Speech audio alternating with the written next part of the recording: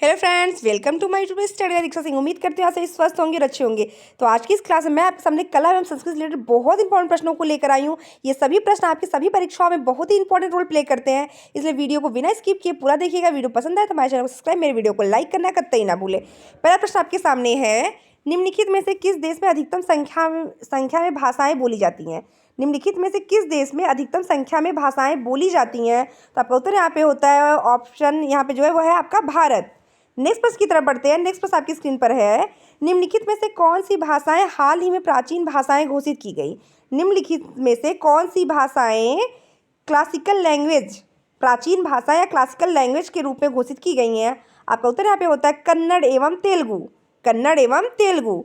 Next प्रश्न की तरफ बढ़ते हैं। निम्नलिखित में से कौन से राज्य में उर्दू को अपनी सरकारी भाषा के रूप में स्वीकृत किया गया है? निम्नलिखित में से किस राज्य में उर्दू को अपनी सरकारी भाषा के रूप में स्वीकृत किया गया है? मोस्ट इंपॉर्टेंट प्रश्न, इसको आप लोग फटाफट अंडरलाइन कर लीजिए। आप सभी का उत्तर यहाँ पे होता है जम्मू कश्मीर। जम्मू कश्मीर। नेक्स्ट, भारतीय भाषाओं में हिंदी के बाद विश्व की कौन सी भाषा अधिकतम बोली जाती है? भारतीय भाषाओं में हिंदी के बाद विश्व की कौन सी भाषा अधिकतम बोली जाती है? आप सभी का उत्तर यहाँ पे होता है बांग्ला। नेक्स्ट प्रश्न की तरफ बढ़ते हैं। प्राचीन भारत में निम्नलिखित में से कौन सी लिपि दाईं ओर से बाईं ओर लिखी जाती है? प्राचीन भारत में निम्नलिखित में से कौन सी लिपि दाईं से बाईं ओर लिखी जाती है? आप सभी का उत्तर यहाँ पे होता है खरोष्ट लिपि। बढ़ते हैं अगले प्रश्न की तरफ। अगला प्रश्न आपकी स्क्रीन पर है, दूरदर्शन का दैनिक राष्ट्रीय कार्यक्रम किस वर्ष प्रारंभ किया गया? दूरदर्शन का दैनिक राष्ट्रीय कार्यक्रम किस वर्ष प्रारंभ किया गया? आप सभी का उत्तर यहाँ पे होता है 1972 में। बढ़ते हैं अगले प्रश्न की तरफ। संपूर्ण विश्व में संचार का सबसे तेज और सस्ता साधन कौन सा है? आप सभी का उत्तर यहाँ पे होता है ईमेल। इलेक्ट्रॉनिक मेल जिसे आप कहते हैं, सब संचार का सबसे तेज और सस्ता साधन है। नेक्स्ट प्रश्न की तरफ बढ़ते हैं। प्रोजेक्ट एरो का संबंध निम्नलिखित में किस आधुनिकीकरण से है? प्रोजेक्ट एरो की अगर बात करें तो ये आपके डाकघर से संबंधित है। नेक्स्ट प्रश्न की तरफ बढ़ते हैं। भारतीय पुनर्जागरण का आंदोलन के पिता कौन है? मोस्ट इंपॉर्टेंट प्रश्न और कई बार एग्जाम में आपके पूछे हुए प्रश्न है कि भारतीय पुनर्जागरण का पिता किसे कहा जाता है? आप सभी का उत्तर यहाँ पे होता है राजा राम मोहन राय। नेक्स्ट प्रश्न, बिंबावती देवी किस प्रकार के नृत्य के लिए सुविख्यात है? बिंबावती देवी किस प्रकार के नृत्य के लिए सुविख्यात है? आप सभी का उत्तर यहाँ पे होता है मणिपुरी। नेक्स्ट, छोटी तीज का त्यौहार हिंदू पंचांग के अनुसार किस माह में मनाया जाता है? छोटी तीज के त्यौहार की अगर बात करें, वे हिंदू पंचांग के अनुसार श्रावण मास में मनाया जाता है। फ्रेंड्स, उसके पहले मैं आप सभी से रिक्वेस्ट करना चाहती हूँ, अगर आप मेरे चैनल पे नए हैं तो प्लीज़ मेरे वीडियो को लाइक और मेरे चैनल को सब्सक्राइब करना कतई ना भूलें। अगर आप मेरे चैनल पे पुराने तो प्लीज़ मेरे वीडियो को ज़्यादा से ज़्यादा शेयर करें। नेक्स्ट प्रश्न आपके सामने है, कला और संस्कृति इस क्लास में निम्नलिखित में से किस स्थान पर कुंभ मेले का आयोजन नहीं होता? ध्यान दीजिएगा, कुंभ मेले के आयोजन नहीं होता है, आपसे पूछा गया। आप सभी का उत्तर यहाँ पे होता है भोपाल। कुंभ मेले के आयोजन की अगर बात करें तो ये आपके होता है उज्जैन। और यहाँ कहाँ पे आपके होता है सबसे बड़ा कुंभ मेला कहाँ पे लगता है? आपके प्रयागराज में। और कुंभ मेले का आयोजन अगर नहीं होता, अगर आपसे पूछा जाता है तो वह है आपका भोपाल।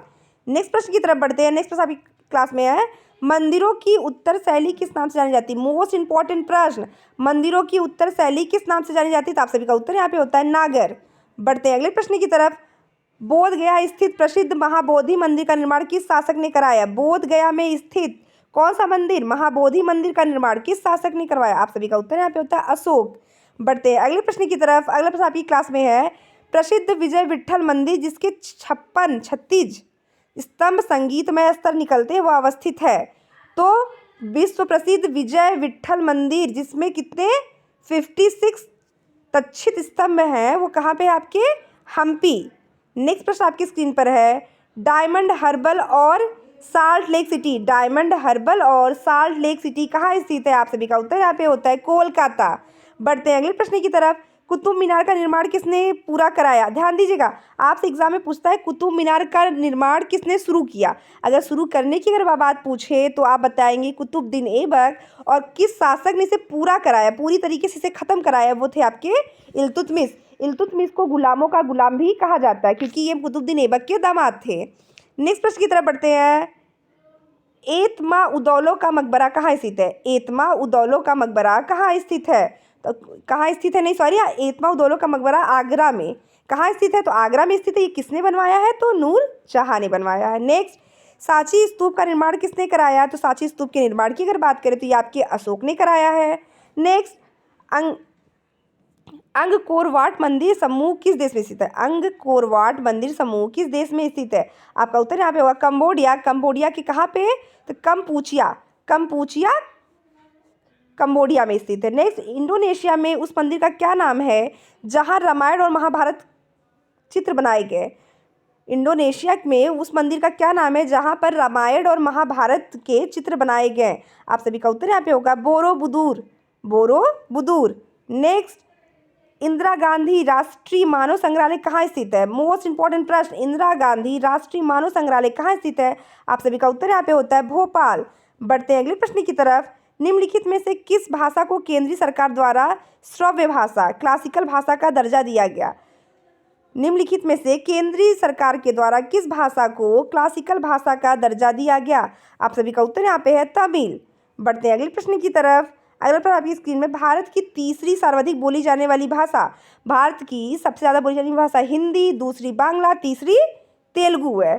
तीसरी भाषा कौन सी है? तो तीसरी भाषा जो है वो है आपकी तेलुगु। पहली हिंदी, दूसरी बांग्ला, तीसरी तेलुगु। बढ़ते हैं अगले प्रश्न की तरफ। अगला प्रश्न आपकी स्क्रीन पर है, कुरियर सेवा से स्पर्धा के लिए भारतीय डाक विभाग ने द्रुत डाक सेवा स्पीड पोस्ट सर्विस का आरंभ कब किया? स्पीड पोस्ट सर्विस, जिसे आप हिंदी में द्रुत डाक सेवा के नाम से जानते हैं, ये कब शुरू किया गया? तो 1886 में। 1886 में। अगला प्रश्न आपसे पूछता है, यदि पोस्टल इंडेक्स नंबर, जिसे आप पिन के नाम से जानते हैं शॉर्ट फॉर्म में, 6 से शुरू हो तो डाकघर संभवतः किस राज्य में स्थित होगा? आप सभी का उत्तर यहाँ पे होता है केरल। बढ़ते अगले प्रश्न की तरफ। पश्चिम बंगाल में फरसों पर चित्रकारी का कौन सा रूप प्रसिद्ध है? पश्चिम बंगाल में फरसों पे चित्रकारी का कौन सा रूप प्रसिद्ध है? आप सभी का उत्तर यहाँ पे होगा अल्पना। अल्पना। नेक्स्ट प्रश्न की तरफ बढ़ते हैं। चित्रकला की मुगल कला भारतीय लघु चित्रकला की रीढ़ है। चित्रकला की मुगल कला भारतीय लघु चित्रकला की रीढ़ है। निम्नलिखित में से किस कला का मुगल चित्रकला का प्रभाव नहीं पड़ा? आप सभी का उत्तर होगा यहाँ पे काली घाट। काली घाट। अगला प्रश्न आपकी स्क्रीन पर है, ये भी बहुत ज़्यादा इंपॉर्टेंट है कि राजस्थान की प्रसिद्ध ब्लू पार्ट्री की दस्तकारी, राजस्थान की प्रसिद्ध ब्लू पार्ट्री की दस्तकारी का उद्भव कहाँ से हुआ? आप सभी का उत्तर यहाँ पे होगा एशिया। नेक्स्ट, निम्नलिखित गुफा चित्रों में सबसे पुराना चित्र कौन सा है? आप सभी का उत्तर यहाँ पे होगा एलोरा। एलोरा कहाँ पे? आप सभी कमेंट सेक्शन में जाइए, कमेंट सेक्शन में ये जरूर से बताइए एलोरा की गुफा किस राज्य में है? एलोरा की गुफा किस राज्य में है? आप सभी कमेंट सेक्शन में जरूर बताइए। तो गुफा चित्रों में सबसे पुराने चित्र कौन से है? तो एलोरा पे है। नेक्स्ट, अजंता चित्रकारी का विषय वस्तु निम्न में से किससे संबंधित है? अजंता चित्रकारी की अगर बात करें तो यह आपके बौद्ध धर्म से संबंधित है। नेक्स्ट, गुरु गोविंद सिंह द्वारा खालसा पंथ की स्थापना कब की गई? मोस्ट इंपॉर्टेंट प्रश्न, खालसा पंथ की स्थापना किसके द्वारा की गई है? तो गुरु गोविंद सिंह के द्वारा कब की गई है? तो 1699 ईस्वी में। नेक्स्ट, निम्नलिखित 4 वेदों में से किस एक में जादुई माया और वशीकरण का वर्णन है? तो अथर्ववेद में। पहले में होता है आपका ऋग्वेद। ऋग्वेद में मंत्र उच्चार का संकलन है। दूसरा है आपका जो है यजुर्वेद। यजुर्वेद में आपके यज्ञ से संबंधित है। सामवेद संगीत से, और अथर्ववेद आपके जादू टोटका और वशीकरण से संबंधित है। नेक्स्ट, त्रिपिटक, यहाँ पे आपका त्रिपिटक होगा। त्रिपिटक निम्नलिखित में किससे संबंधित है? त्रिपिटक आपका निम्नलिखित में किससे संबंधित है? तो आप सभी का उत्तर यहाँ पे होगा बौद्ध धर्म से। नेक्स्ट, सिखों के धार्मिक स्थलों में निम्न में से कौन सा स्थल भारत में नहीं है? सिखों के धार्मिक स्थलों में से कौन सा स्थल भारत में नहीं है? आपका उत्तर यहाँ पे होगा ननकाना साहिब। ननकाना साहिब। नेक्स्ट, बौद्ध जैन एवं ब्राह्मण धर्मों में कौन सी धारणा एक जैसी थी? कर्मवाद का सिद्धांत। नेक्स्ट प्रश्न आपसे पूछता है, भारत के किस भाग में बम्बू नृत्य प्रसिद्ध है? मोस्ट इंपॉर्टेंट प्रश्न, बम्बू नृत्य भारत के किस राज्य में प्रसिद्ध है? आप सभी का उत्तर यहाँ पे होता है मेघालय। नेक्स्ट, लोक नृत्य राहुला का संबंध उत्तर प्रदेश के किस क्षेत्र से संबंधित है?